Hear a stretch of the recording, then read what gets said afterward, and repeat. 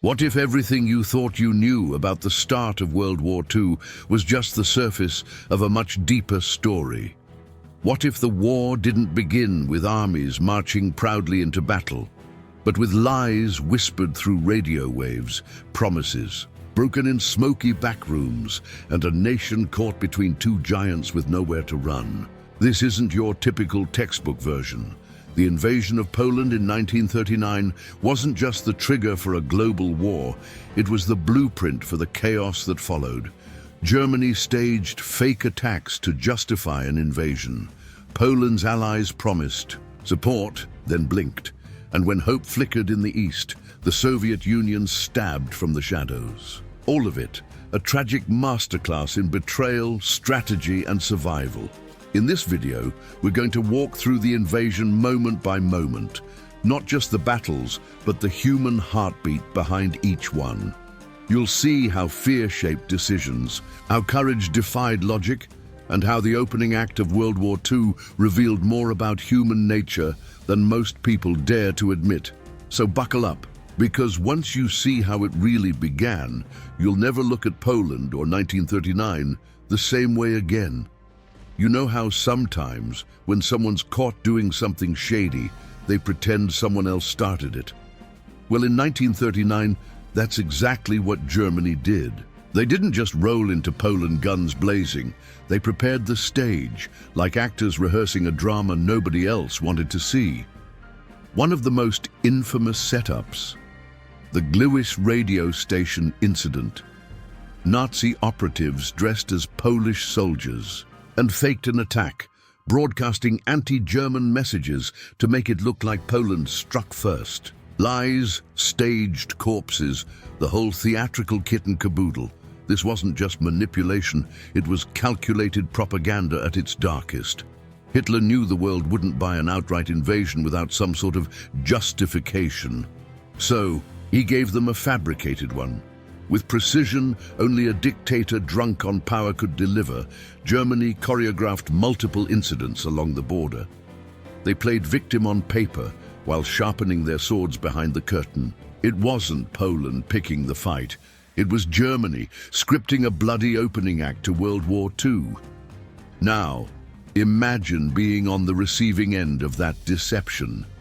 Poland was suddenly painted as the aggressor, when in truth, they were scrambling to keep up with a narrative they never even wrote. This was the start of something far bigger than just territorial dispute. It was psychological warfare, cloaked in lies. And the sad part? Some international observers hesitated. The whole thing bought Hitler just enough doubt from the world to strike with ferocity. So while newspapers were still trying to verify what really happened at Gliwice, German tanks were already revving their engines. The real plan, Operation Fall Weiss, was already in motion. The fake attacks weren't just for drama, they were the countdown to invasion. The stage had been set and the curtain was rising on a war that would soon engulf the globe. And Poland? Well, they were about to face the storm without even being fully ready for the first drop of rain. Now here's where things start to feel like a bad dream Poland couldn't wake up from. Imagine knowing a storm's coming, dark clouds, lightning, thunder rumbling, and still being told to leave your umbrella at home. That's basically what happened when Britain and France asked Poland to hold off on full mobilization, hoping not to provoke Hitler. Diplomacy was the name of the game. But for Poland, that game came with a deadly price tag. See, when the German invasion began on September 1st, 1939, Poland wasn't even fully geared up. Thousands of troops were still being assembled, trains were clogged, communication was patchy. It's like being pushed into a boxing ring while still trying to lace your gloves. And the worst part, Poland knew what was coming. They just weren't allowed to act fast enough. Their allies meant well, but their caution gave Germany a massive head start. And Germany didn't waste a second. Blitzkrieg doesn't knock politely. It smashes through the door and sets the living room on fire. So while Poland's army was still forming up, German forces were already ripping through borders with frightening speed. The gap between preparation and reality couldn't have been wider. It was like trying to build a wall while the floodwaters are already waist deep. It's not that the Polish troops lacked courage, they had that in spades. What they lacked was timing. Timing stolen by political hesitation and misplaced hope. And once the first strikes hit, catching up was nearly impossible.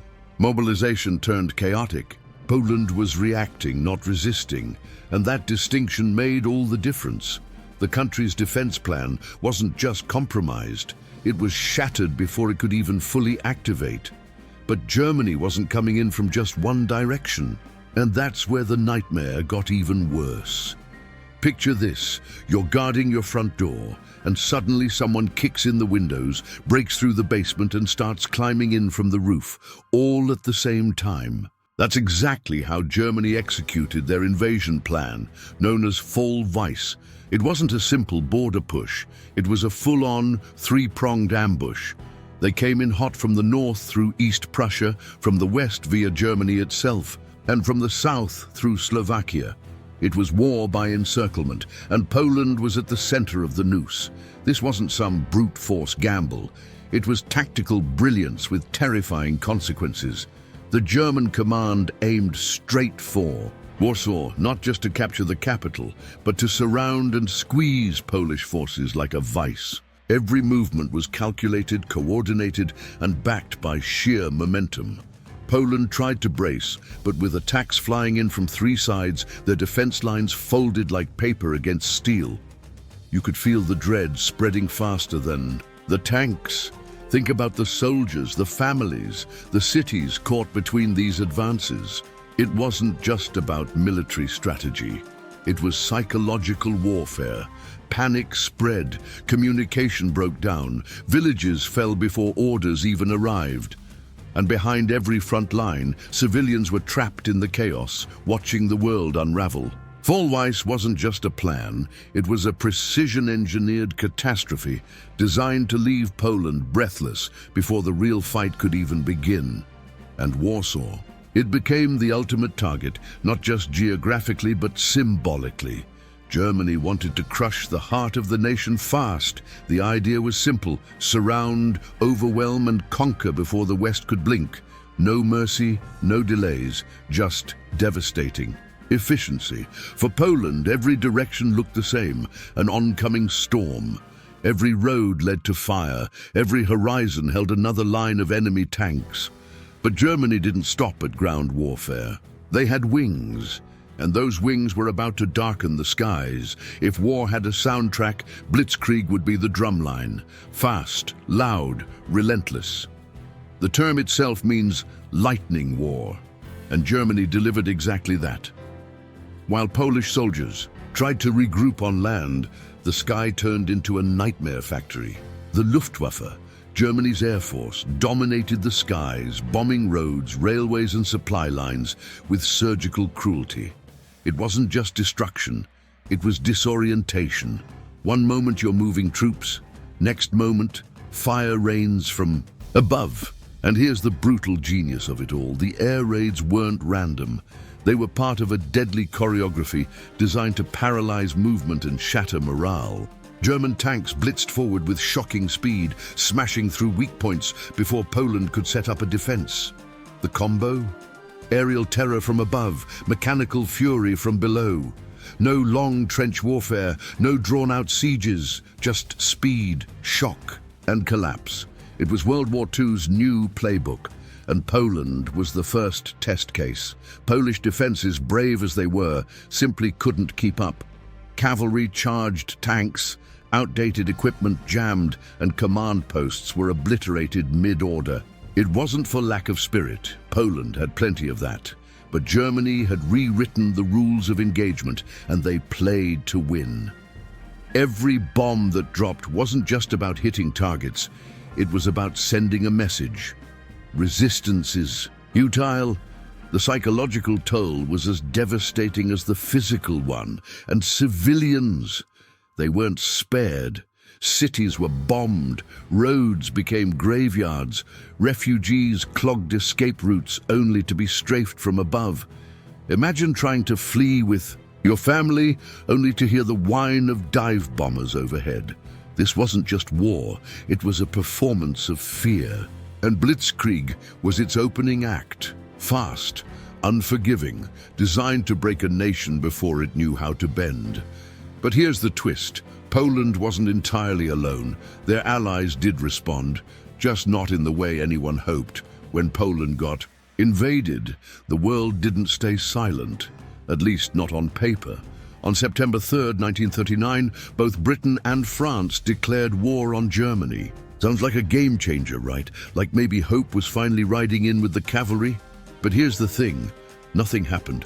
Not a single shot fired in Poland's defense. It was like calling 911, hearing, "We're on it," and then watching the building burn while nobody shows up.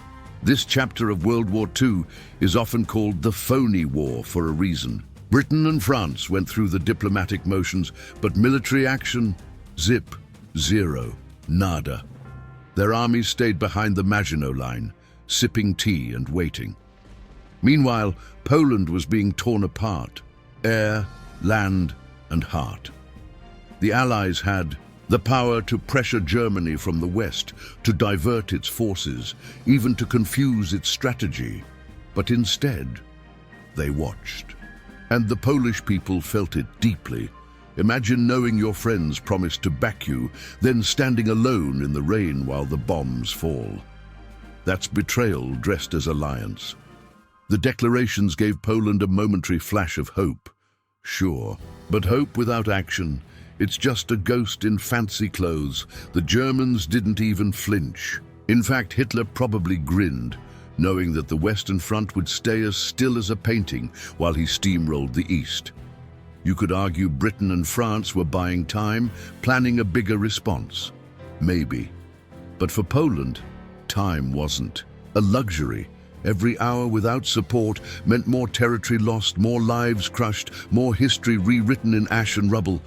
Allies on paper are one thing, allies in the mud with you, that's what Poland needed and never got.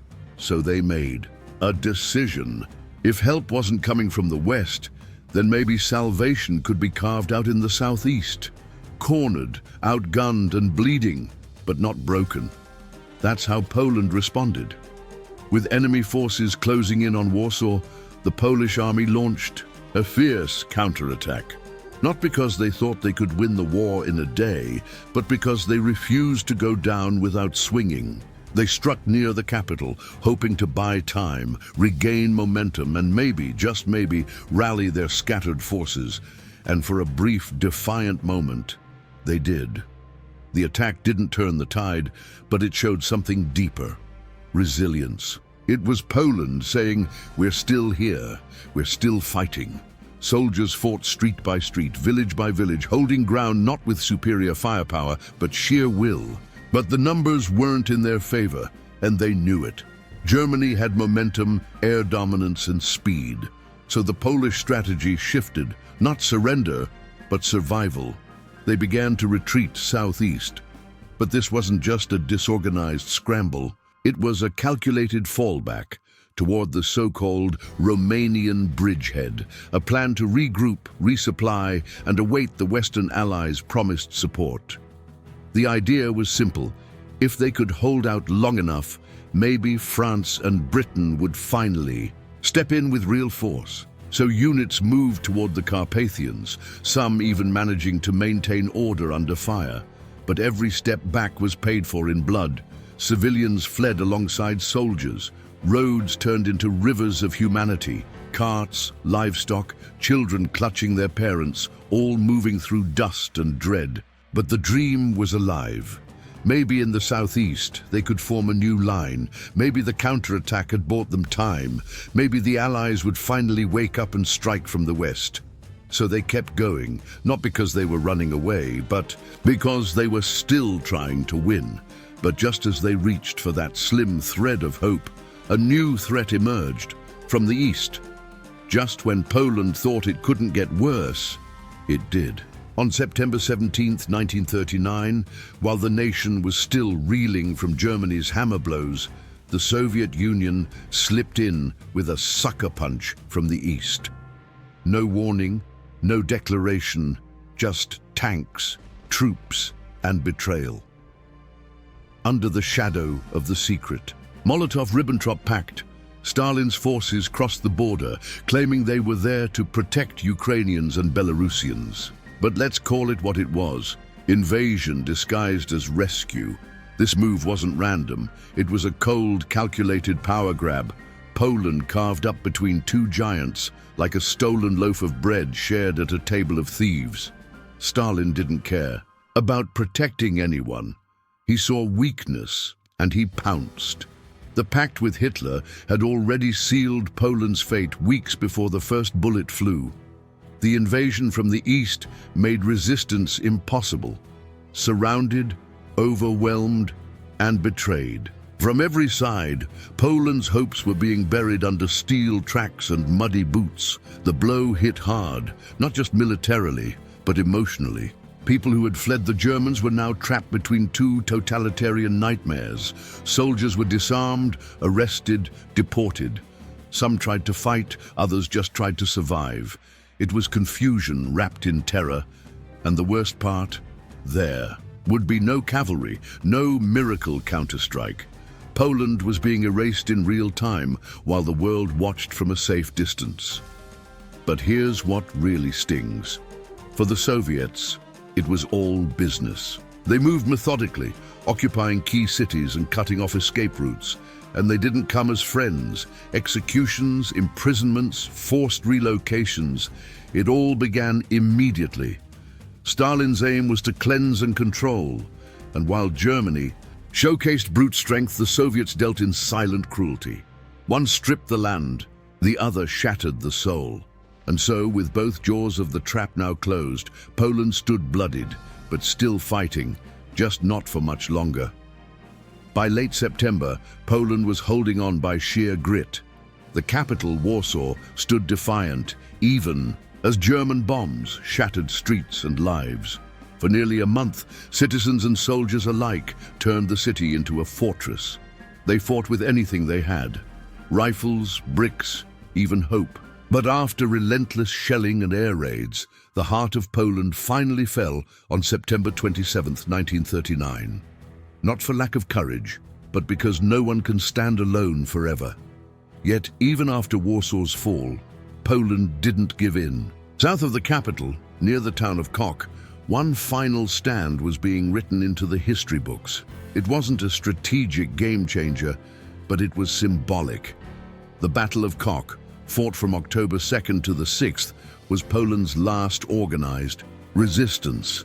General Kleeberg's troops, outnumbered and outgunned, still managed to put up a fight worthy of legend. It was the final breath of a nation refusing to go quietly. By the end of that battle, it was over, militarily at least. But something curious happened in defeat. The world began to realize what they'd witnessed. Poland had faced two superpowers, alone, and didn't fold easily. It bled, yes, but it battled. The story of Poland in 1939 wasn't one of helpless collapse. It was of endurance in the face of abandonment. They fought from street corners to forests, from cities to swamps, refusing to let the invaders have an easy victory. And let's be clear, this wasn't the end of the Polish spirit. Many soldiers escaped through Romania and Hungary. Others joined the Allies, fighting in France, Britain, and beyond. Even from exile, Poland kept swinging. Their government reformed abroad, their resistance grew underground, and their flag still flew in foreign skies. The defeat on paper never quite translated to surrender in heart, because sometimes the most powerful legacy isn't found in victory, but in the refusal to be erased. Defeat isn't always the end, it's often just the start of a new kind of fight. Poland's 1939 campaign became exactly that. Yes, they were crushed between two monsters. Yes, they were abandoned by their allies. But something strange happened in the ruins. The world learned. Germany's lightning-fast victory wasn't just a win, it was a warning.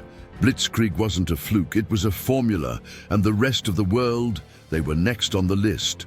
Polish soldiers didn't vanish. They scattered, regrouped, and came back swinging. You'd find them flying in the RAF during the Battle of Britain, storming beaches with Allied troops, fighting in the shadows of occupied Europe. They weren't victims of history. They were architects of resistance. Their legacy lived on in the quiet courage of underground movements and in the loud defiance of exiled battalions. They didn't stop fighting because the war didn't stop. Demanding it, and Germany, they walked away from Poland like a gambler who'd just hit the jackpot. Confident, untouchable. But that first campaign gave them more than victory. It gave them dangerous confidence. They saw how fear, speed, and shock could topple nations. Poland was the rehearsal, France, Belgium, the Netherlands. They were next. The invasion of Poland lit the fuse. The world just hadn't felt the explosion yet. But even as that fire spread, Poland became a symbol, not of loss, but of warning. Their struggle taught the world that treaties are only as strong as the actions behind them. That evil, when left unchecked, grows fast. That courage alone isn't always enough, but it matters more than most people think. Every soldier who held a line, every citizen who resisted, every whisper in the dark, they all shaped what would come next. Because if Poland could stand and fight in 1939, what excuse did the rest of the world have not to rise when their time came? And now that you've seen it all, step by brutal step, the question isn't just what happened, but what have we learned? The invasion of Poland in 1939 wasn't just a tragic moment in history, it was a mirror, a reminder of what silence can cost, a lesson that delay, hesitation, and fear have consequences far greater than we imagine in the moment. So ask yourself, if you were in Poland's shoes, outnumbered, betrayed, and surrounded, would you still stand and fight? Would you hold the line even when the world turns its back? Because history isn't just a list of dates, it's a test of courage, of conviction, of humanity. If this story moved you, if it made you think deeper about what it really means to resist, to endure, and to fight for what's right, even in the face of overwhelming odds, then stay with us. There's more to learn, much more. Subscribe to the channel and turn on notifications, because the past still has stories to tell, and they just might shape your future.